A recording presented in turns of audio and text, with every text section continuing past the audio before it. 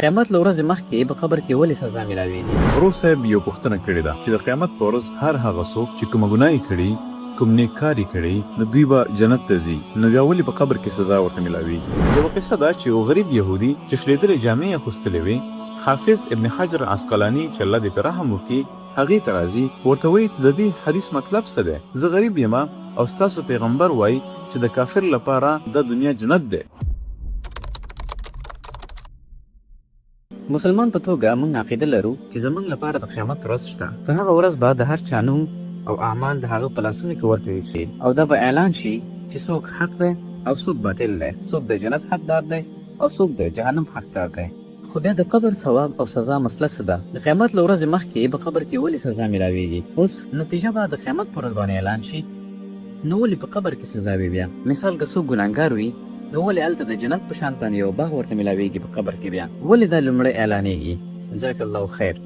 ورور صاحب یو پوښتنه کړې ده چې د قیامت په ورځ هر هغه څوک چې کومه ګناه یې کړي، کوم نیک کار یې کړی، نو دوی به جنت ته ځي، نو بیا ولې په قبر کې سزا ورته ملاویږي؟ زه به تاسو ته مثال درکړم.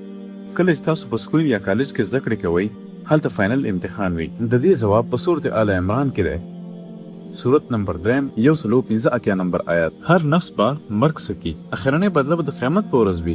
که یو سړی جنت ته لاړ شي هغه به کامیاب وي، ګینې دا دنیا یوه لوبه ده، نو وروستۍ بدله به په آخرت کې وي.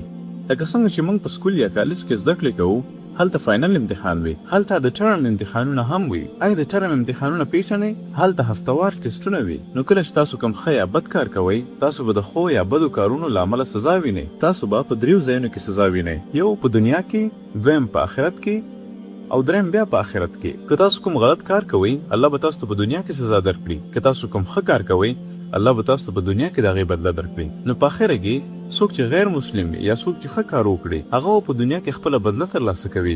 یو مشرک شته چې شرک کوي، هغه جنت ته نه ځي، هغه ښه کارونه نه کوي، په دنیا کې خپله بدله ترلاسه کوي. بیا نو په آخرت کې هغه دا نشي کولی چې الله تعالی ته شکایت وکړي چې ما بدله ونه موندله. که یو مسلمان د مثال په توګه خوند واخیست، هغه لوی انعامونه ترلاسه کړي، هغه یو ښه کار وکړه، نو په آخر کې به الله تعالی به وایي تا ښه کارونه وکړل، تا بدله ترلاسه کړله، تا خپله ټوله بدله په دنیا کې ترلاسه کړله. هغه چا چې غلط کار یې کړی دی، کیدای شي دلته لږ سزا وي یا نه وي. څومره خلک شته چې لوی سمګلران ډاکوان دي، دوی په دنیا کې خپل ژوند امن او سکون سره تېروي.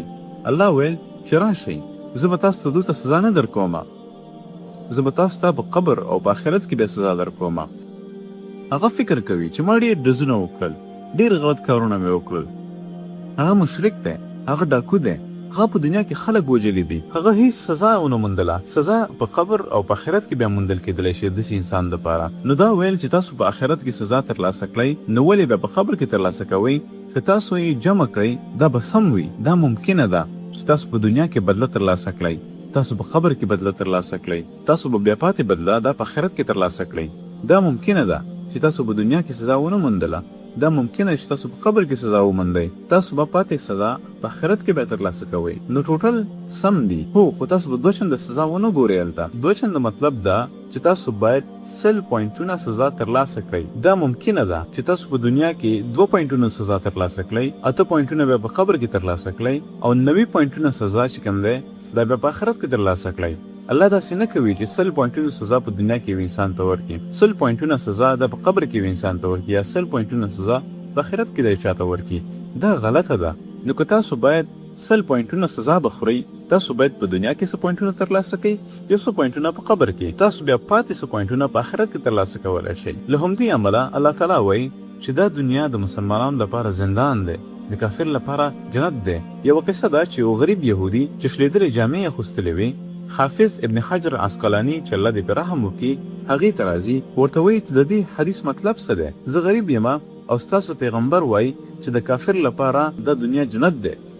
زه کافر یم، دنیا د کافر لپاره جنت دی، نو زه بیا غریب ولې یم؟ زما جامې شلېدلې دي، جنت چیرته دی؟ که مسلمان یې، ته په زندان کې، ته باید آرام وکړې، جنت چیرته دی؟ نو هغه ځواب ورکوي حافظ ابن حجر عسقلاني چې مسلمان پوهیږي چې هغه په آخرت کې څه ترلاسه کړي، هغه جنت هغه ډیر لوی دی. ته د دنیا تر ټولو مالدار انسان یې، ته د دنیا تر ټولو طاقتور انسان یې، ته د دنیا تر ټولو لوی پاچا یې، خو هغه څه چې موږ به په جنت کې ترلاسه کوو دا دنیا د هغې په مقابله کې بیا یو زندان دی. او که هغه کافر پوه شي چې هغه په آخرت کې څه ترلاسه کړي، که هغه د بدترین هم وي، تر ټولو غریب هم وي، تر ټولو وږی هم وي، بیا هم به په آخرت کې هغه ټیټ اور ستا سر وسوځوي. تر ټولو کوچنی اور، تر ټولو ورکوډي سزا که ته پوه شي چې تا ته په آخرت کې کومه سزا درکول کېږي، ته په دنیا کې تر ټولو غریب سړی وې بیا هم دا دنیا به جنت ستا دپاره. نو دا د هغې وضاحت دی. نو دا د ابن حجر عسقلاني وضاحت و.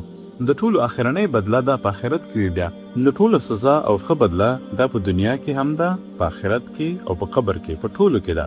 هیله ده چې ستاسو د پوښتنې ځواب ورکړل شوی وي. د اولادونو تربیت په هغه وخت کې موږ تاسو ته سختېږي چې کله موږ تاسو په غیر اسلامي ټولنه کې ژوند کوو. مور او پلار د دې نه خبر نه وي چې زموږ اولادونو ته په مکتب یا په ښوونځي کې یا په پوهنتون کې یا په انسټیټیوټ کې څه تدریسیږي. چې کله هم ستاسو اولادونه له دغسې محیط کې ژوند کوي نو تاسو راځئ قرآن کور انلاین اکاډمي ته. دلته به د قرآن کور انلاین اکاډمي درسي مواد، کریکولم، هر څه په دغه ویب سایټ کې تاسو اول مطالعه انشاءالله اولادونه به داسې درته روزو څنګه چې په مکتب یا ښوونځي کې هغوی سره کوشش کېږي، همداسې به په دغه اسلامي اکاډمي کې موږ هم داسې کوشش ورسره کوو تر څو پورې دغه زموږ او ستاسو اولادونه داسې وروزو چې په آینده کې موږ او تاسو د ملامتیا ګوته ځان ته ونه نیسو. همدا اوس په دغه نمبر موږ سره اړیکه کې شئ، انشاءالله ستاسو اولادونه به داسې تربیه کوو چې تاسو به خوشحاله